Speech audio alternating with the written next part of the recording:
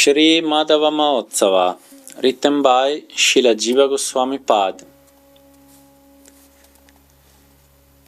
Radha's longing and Purnamasi's arrangement.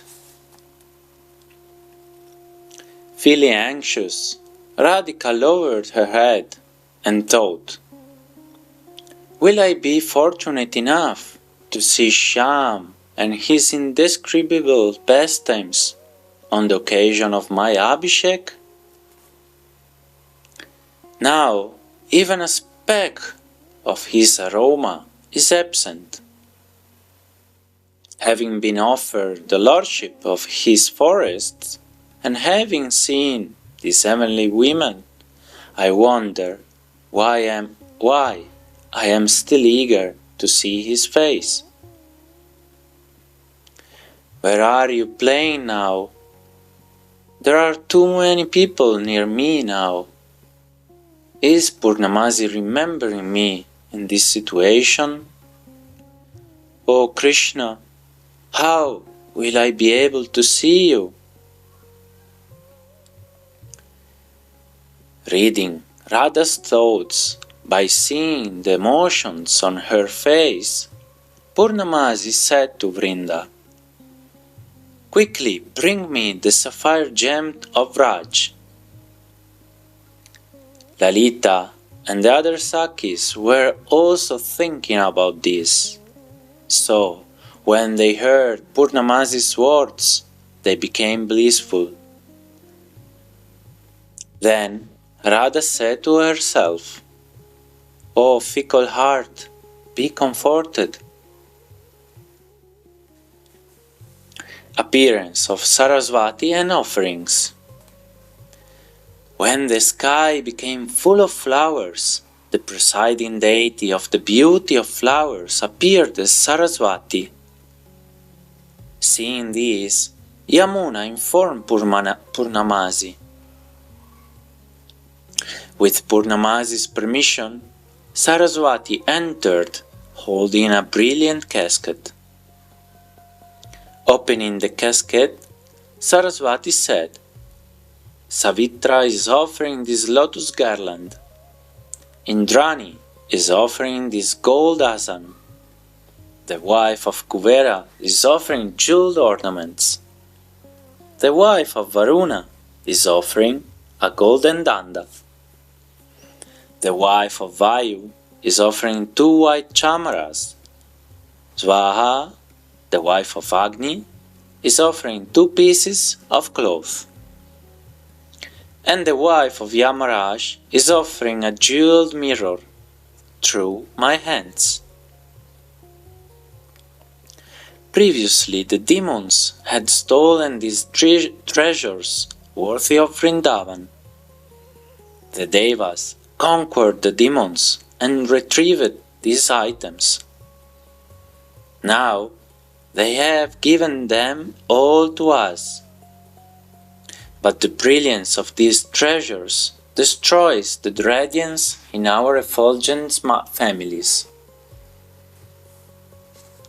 Without enjoying these items, we have brought them here. Let them attain newer and newer attachment to the beauty of Radhika. When the effulgence of these items mingled in a friendly way with the effulgence of Radha, the Sakis worshipped the words of that Narada had previously spoken. In ecstasy, Purnamasi handed the items to Lalita and said to the heavenly women, "You must personally perform the auspicious rites." The river and lakes arrive. Thereafter, huge drums and other instruments resounded. Astounding the universe, the waters of the Ganga, Yamuna, and Saraswati appeared simultaneously from their right hands. All the best tirthas of the world, the tirthas of Vrindavan, and the perspiration of Purnamasi gathered to form a huge lake not far away. lotuses began blooming as the jeweled area became covered with their waters. The bodies of the water and the assembled persons became filled with bliss upon hearing the happy chirping of various birds. Bring in the waters. As the auspicious moment arrived, the musicians played all the notes. Spurred on by the singing and dancing, the public became more joyful.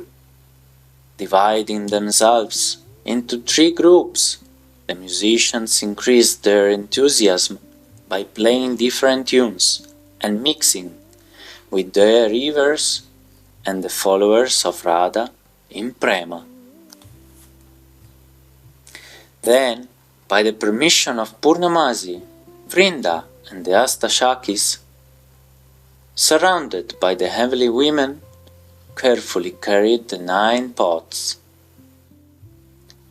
bringing the pots, which were inlaid with 9 jewels, under the shade of the canopy. They worshipped them with flowers, shoots, scents and fruit, and then put the pots on their heads. They were surrounded by music, lamps, winnowing baskets, and groups of young women with smiling faces. Then the Sakis filled the pots with that water which had been worshipped according to the rules, while the 4 types of instruments, string, wind, percussion and brass, resounded. It seemed that they were filling up their minds with condensed ras. Holding the jeweled pots on their heads like crowns, the Sakis increased in brilliance as they stood on the river bank, while beautiful women showered flowers and attractive thoughts in their minds. The beautiful thighs of the Sakis challenged the trunks of elephants, and their movements defeated the movement of the elephants. Did not their breasts steal the forehead bumps of elephants? Each of the 9 pots used in the 9 abhisheks was made of a different jewel: Padma coral, Mahapadma, ruby, Sankha, pearl, Makara, diamond, Kachapa, cat's eye, Mukunda, emerald, Kunda, yellow sapphire, Nila, blue sapphire, and Varcha, or Karba, Gomeda. These jewels are the Navaratna, representing the 9 planets. Appearing like devas as they moved effortlessly from the pond, the Sakis increased the splendor of the gopis' procession. Then some of the beautiful women who had gathered at the flower pavilion, along with the pots, performed Arati to Lalita, and the others using the best of gems, while facing the golden throne. Kalasa Stapana, establishing the pots. Circling the interior starting from the eastern direction and covering all directions, they placed the 9 pots on an asked rice in front of the golden throne. While purifying the pots with mantras, they placed kumkuma, red cloth, garlands, many scents, and mas usadi, water on the pots. On the mouths of the pots they put sandalwood paste and 9 leaves. The people's eyes widened with joy upon seeing the presiding deities of the pots headed by Durga appear in person. News of Krishna's arrival. From that place, Purnamasi sent a Saki to inform Radha that Krishna had come alone. The bliss that news generated filled all the auspicious items with more bliss. But before the Saki sent by Purnamasi could inform Radha of Krishna's coming, Radha could understand the news about Krishna by seeing the symptoms on the pure-hearted Saki. Krishna's joy. While holding auspicious items in their hands, all the gopis were worshipped by the young girls, the personified jewels of the earth. Desiring to bring Radha to the Abhishek Mandap, they cheered, Now may you be victorious." To the accompaniment of dancing, singing and music that competed to conquer the universe, Radha walked with increasing splendor to attain lordship over the forest of Ari. When lotus-eyed Shyam saw Radha from a hidden place in the forest, his voice became choked up. His body changed color and horripilated. He trembled, perspired, wept, became stunned, and fell unconscious. With Subala's assistance, Shyam regained consciousness. Then, his body covered with goosebumps, Krishna blissfully spoke to Subala in a soft voice. Radha is the perfection of all my accumulated pious activities. She alone can give me bliss. Without Radha, my mind and intelligence cannot function. The kumkum of Radha's effulgence defeats the sun. The creeper of her body harasses the lightning, and the lotus of her face conquers the moon.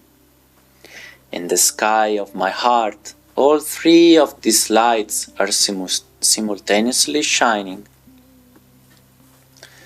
Radha's toenails are suitable for Chandraloka. Her skill in love astonishes Rati, the wife of Cupid. With the appearance of Radha's moon-like qualities, even the night-blooming lotus shrivels. Tell me, Subala, is there anyone who can equal her? No one can equal Radha. Radha, the friend of Lalita, who proceeds to my groves with dancing eyes, crooked glances, and the gait of a drunken elephant, has completely conquered me with her playful actions. As the glories of the Devatas become eclipsed beside the glories of Radha, so all the piles of flowers showered by the heavenly women cannot compare with the smiling beauty of Vrishabhanu Nandini. O best of friends, Subala, Lalita is whispering in Radha's ear. From this, it seems that I will have good fortune only after a long time. Subal, Lalita is saying, O Radha, accept the Sarvabhauma Griha with courtyards and all opulences. But avoid dealing with Krishna, who likes to steal one's mind and life. Give up consideration of disrespect. Do not feel shy about expressing your anger. Inner meaning. Go and enjoy with Krishna in his royal house called Vinoda, and fulfill your desires by going to his grove. Enjoy love by special embrace. When you are satisfied with the love of pastimes of Hari in the forests that scent your limbs with musk and aguru, you should give up consideration of all pride. If Krishna comes out of his harbor and appears before you, glancing with desire, he will make your eyes swim with desire for pastimes. You will lose all thoughts of respect. When Shyam cuts you to pieces with his glances, you should pierce him with the arrow of your counter glances. I know that is your desire. There should be no hesitation in doing this. If there is, I will solve the problem. Subal, is Lalita giving this type of teaching to my beloved, who desires to see my growth? I understand that Cupid has appeared, for I feel pressure in all my limbs. Oh friend, look! Rising gracefully above the spotless flower house, served by the chakora birds of the eyes of its inhabitants, is the Punarvasu Nakshatra Radha in its own house, Cancer, shining like the moon. Look, Chaya, the wife of the sun, is using the best jeweled lamps to perform continuous arati to Radha, who is sitting on a golden throne, surrounded by Purnamasi. The Sakis, friends, and the heavenly maidens.